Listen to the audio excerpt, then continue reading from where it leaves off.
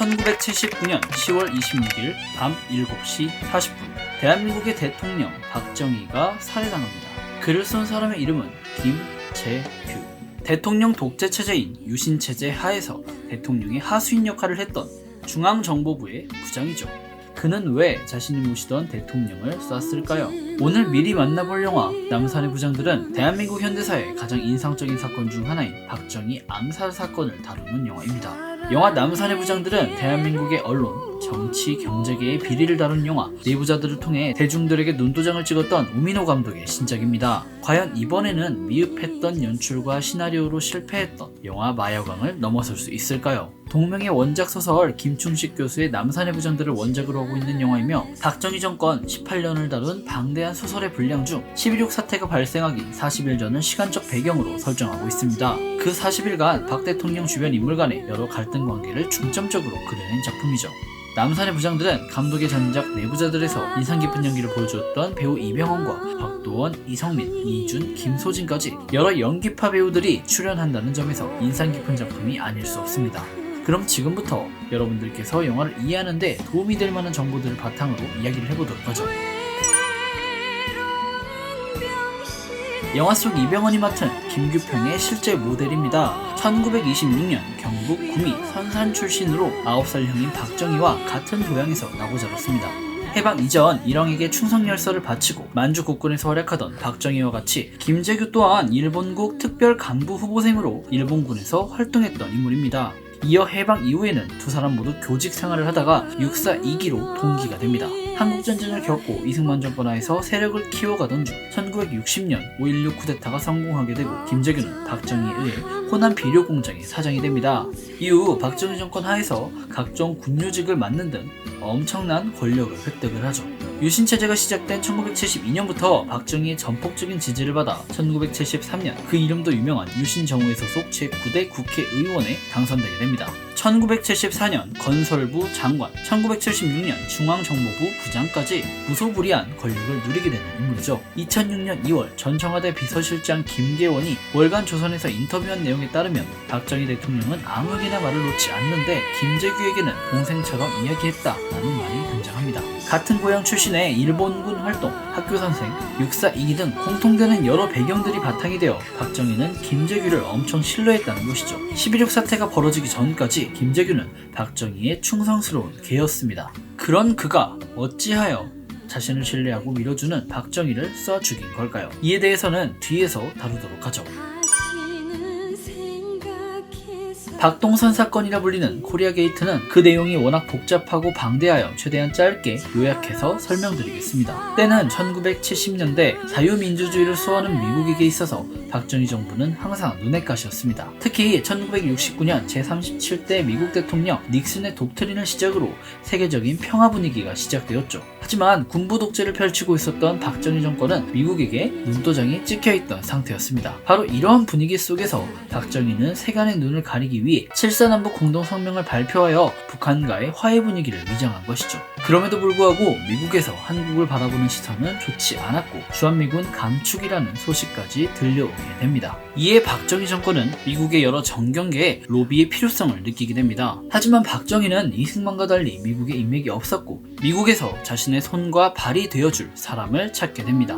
그 사람의 이름은 바로 박동선. 미국에서 영주권을 획득하고 각종 정경계 인사들과 넓은 교류를 했던 인물이죠. 무리한 경제개발 정책으로 로비를 할 돈이 없었던 박정희는 미국 내에서 반한 감정을 억누르기 위해 동선을 통해 미국의 여러 인사들에게 엄청난 규모의 로비 공작을 펼치게 되는데 바로 이 사건이 코리아 게이트입니다. 당시 엄청난 화제를 불러일으킨 이 사건은 박동선이 외국으로 도주하게 되며 증거 불충분으로 흐지부지 끝날 뻔했습니다. 하지만 김영국이라는 사람이 미국 청문회에서 박정희 정권의 반민주적인 실상을 폭로하게 되며 미국 내 반한 감정은 들끓게 되죠. 김영국은 한때 중앙정보부 부장으로 체제에 반대하는 사람들에게 각종 폭행, 고문, 살인을 자행하는 등 박정희에게 충성을 다했던 사람입니다. 하지만 박정희의 정치적 선택을 이유로 토사구팽 당했던 인물이죠. 어쨌든 영화 속 곽도원이 맡은 박용각의 실제 모델 김영욱에 의해 박정희 정부와 그의 오른팔 김재규의 중앙정보부는 큰 위기에 봉착하게 됩니다.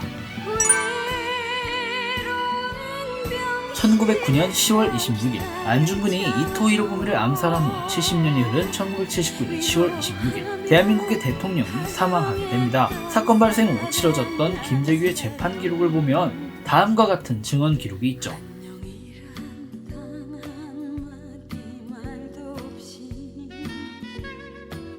또한 부산과 마산에서 유신체제의 한과에 일어났던 부마항쟁에 대해 김재규는 충격적인 증언을 합니다.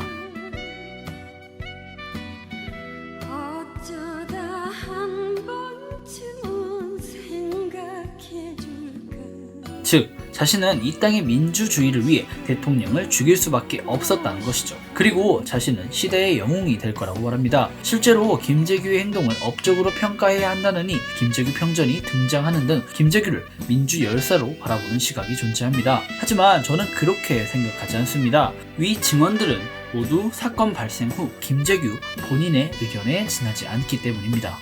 김재규의 박정희 대통령 암살 동기는 다음과 같이 요약할 수 있습니다. 각하는 이인자 살려두시라. 영화 속 대사 각하는 이인자를 살려두지 않는다 라는 말처럼 박정희는 권력욕이 많았습니다. 자신에게 충성을 바치는 중앙정보부장 김영묵을 자신의 권력 확장을 이유로 해임시킨 사례, 자신에게 반기를 들었던 윤필용 쿠데타 모의 사건에서도 쿠데타와 직접 연관이 있는 사람뿐 아니라 간접적인 연관이 있는 사람 모두 처벌했던 사례, 특히 중앙정보부장을 했던 이우락은 7.4남북 공동성명을 이뤄냈고 박정희의 책사라 불릴 만큼 신망받았음에도 불구하고 철저히 외면당했죠.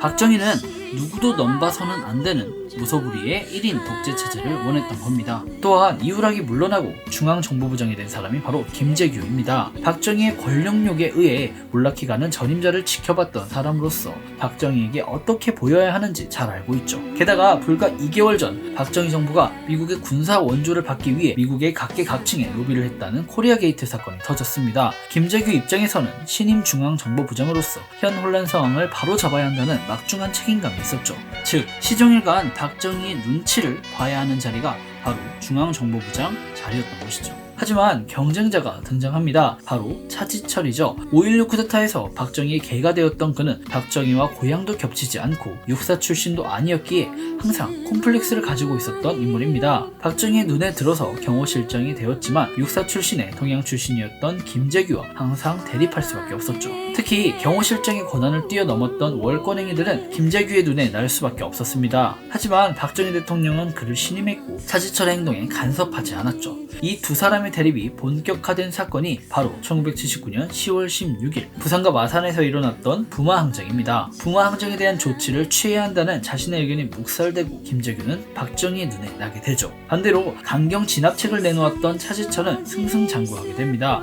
차지철과 비교되는 자신의 상황 속에서 김재규는 위기의식을 느꼈을 겁니다. 항상 박정희의 눈에서 밀려났던 사람들의 말로는 좋지 않았기 때문이죠. 개인적으로 김재규의 이런 위기의식이 박정희를 죽인 게 아닐까 합니다. 게다가 박정희 대통령 암살 이후 후속 조치들이 굉장히 미흡했다는 점을 통해 보자면 재판 과정 중 김재규의 말처럼 민주주의 수호를 위해 철저히 계획된 거사는 아니었다는 것을 알 수 있죠. 물론 아직까지도 굉장히 다양한 의견들이 많습니다. 하지만 저는 김재규가 개인적인 위기감을 민주주의라는 민족적 열망으로 포장했던 사건이라고 생각합니다. 영화 남산의 부장들은 과연 김재규의 개인적 동기에 초점을 맞춰서 11.6을 묘사했을까요? 아니면 재판 과정 중 그의 말처럼 민주주의 수호를 위한 혁명으로서 그의 행동을 묘사했을까요? 보다 자세한 얘기는 영화 개봉 후에 리뷰에서 해보도록 하죠. 아직 개봉일이 확정되진 않았지만 2020년 1월 새해를 여는 첫 달에 한국 현대사의 비극을 다룬 흥미진진한 영화가 개봉한다니 기대가 안 될 수 없네요.